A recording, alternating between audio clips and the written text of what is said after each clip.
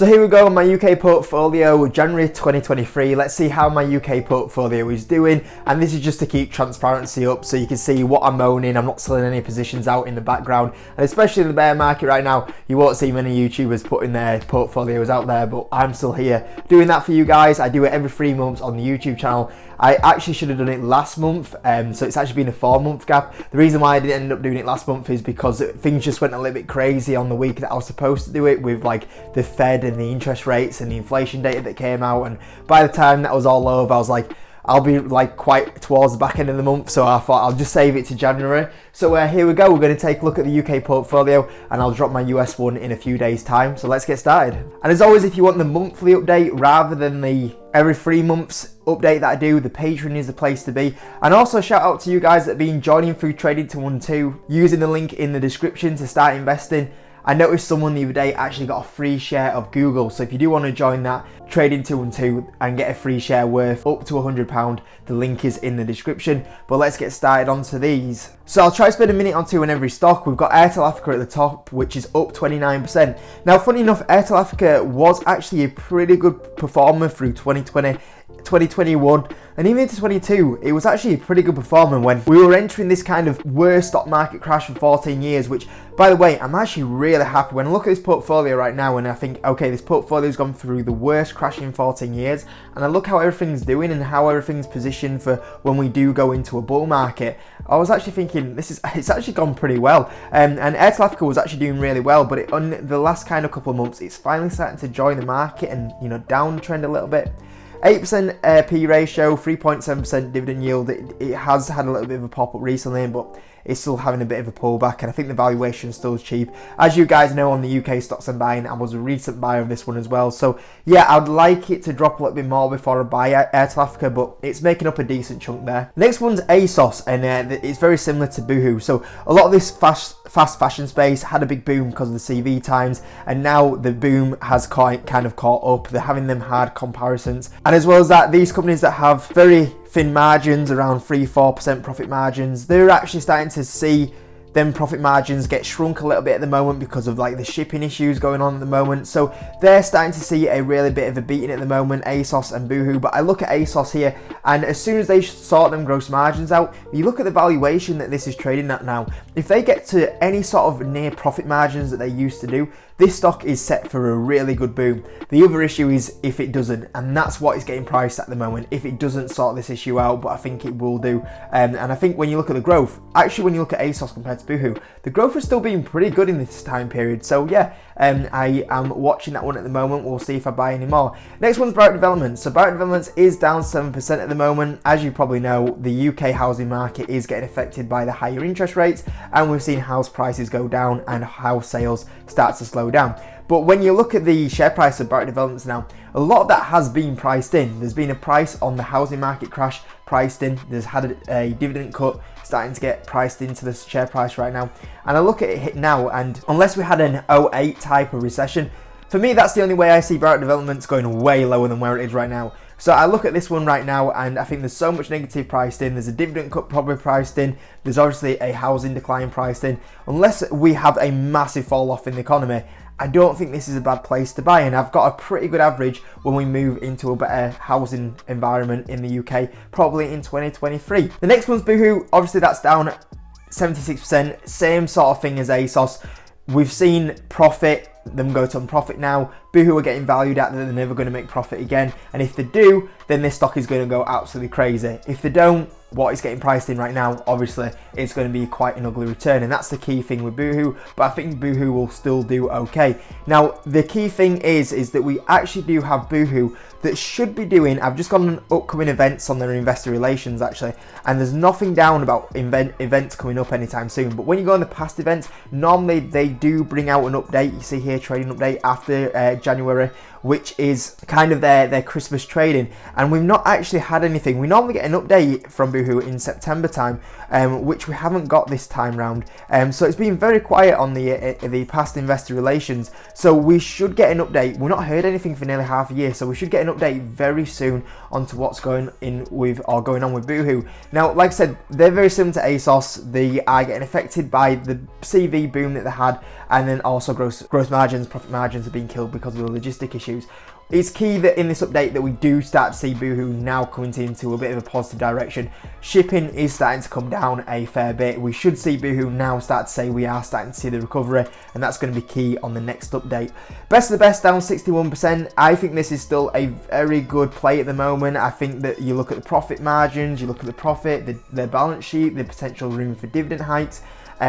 I am keeping a very close eye on this one. It could be one that I look to buy more on if they have a very good 2023.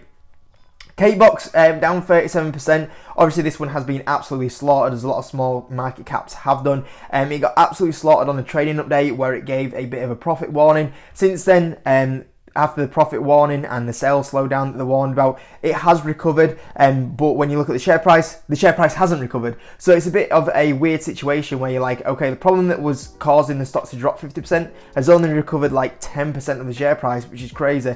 So yeah, KBox is a fabulous company. You know, you've seen me covered it multiple times on the channel, so we'll see what happens there.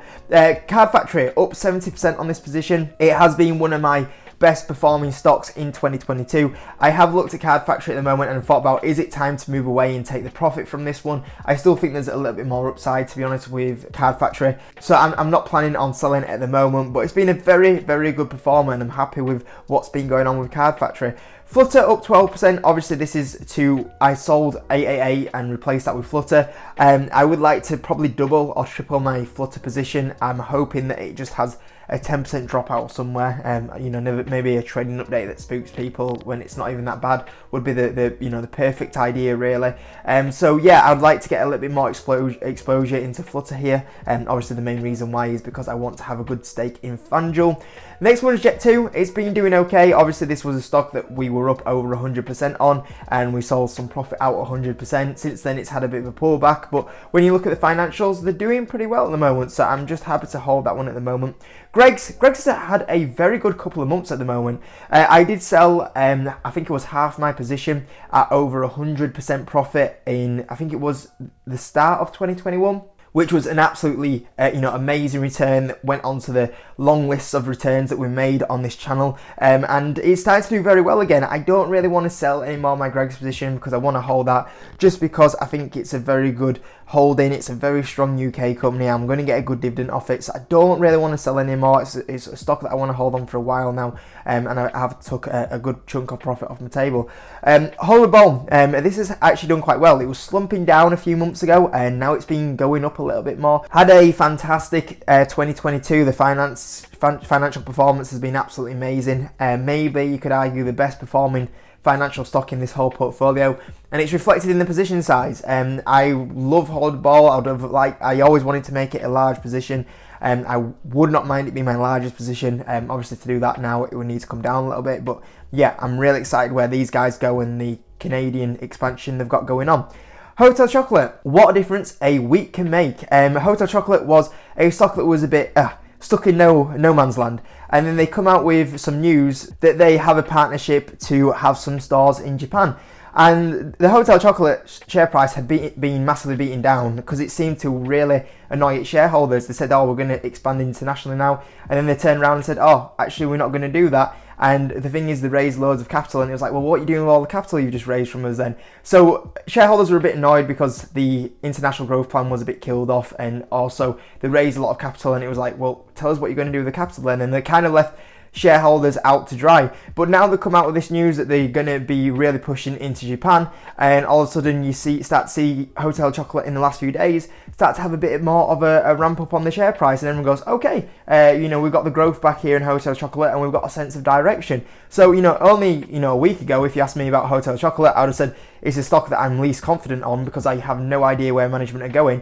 and then they come out with one piece of news, and it just shows you how quick opinion can change on a stock, and how different the market sentiment can be around that stock. So we'll see where that one goes, and hopefully we'll get some more information about how much growth that should provide later down the line. JD Sports up 12%. Obviously, I'm liking this one, especially with the US growth that they have going ahead.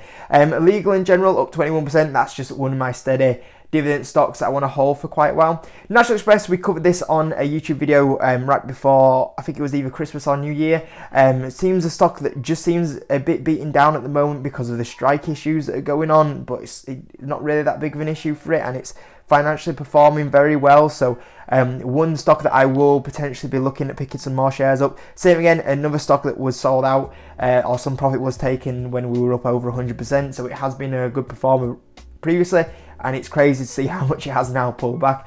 Revolution Beauty up 12%, but shares are suspended at the moment. I think that they will be probably having a buyout, or they will be bought out. That seems probably the best thing to do for that business right now. And then we've got some S4 Capital, obviously Martin Sorrell's business.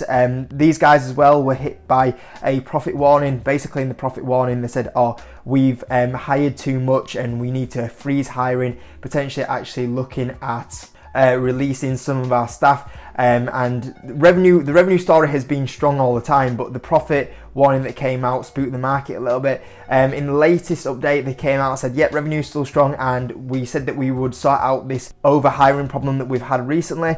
They have basically nearly sorted all the issue out in a 6-month time frame, and they're back to where they were previously. But when you look at the share price, it's had a massive battering, and it has had no attempt to recover the drop off the share price, a bit like a KBox, even though it's resolved the issue. So I think at the moment S4 Capital is an amazing value business. I say it's one of the, if not the best growth stock on the UK market for me, and I think it's a marketing company that will do very well in the next few years. If it stays on the UK market, there's a feeling I have that it potentially could move to the US market, but for the time being, it's still the best UK growth stock for me right now. So overall, I'm very happy where everything is in this portfolio. I actually think this portfolio has been performing quite well to consider that we're going through the worst stock market in 14 years. The only little concerns I have for me is ASOS and Boohoo. Obviously they need to start sorting these logistics out now. You know, we've had these logistic issues that have kind of hung over these stocks for about a year and a half now, so we do want to see them moving out of that direction.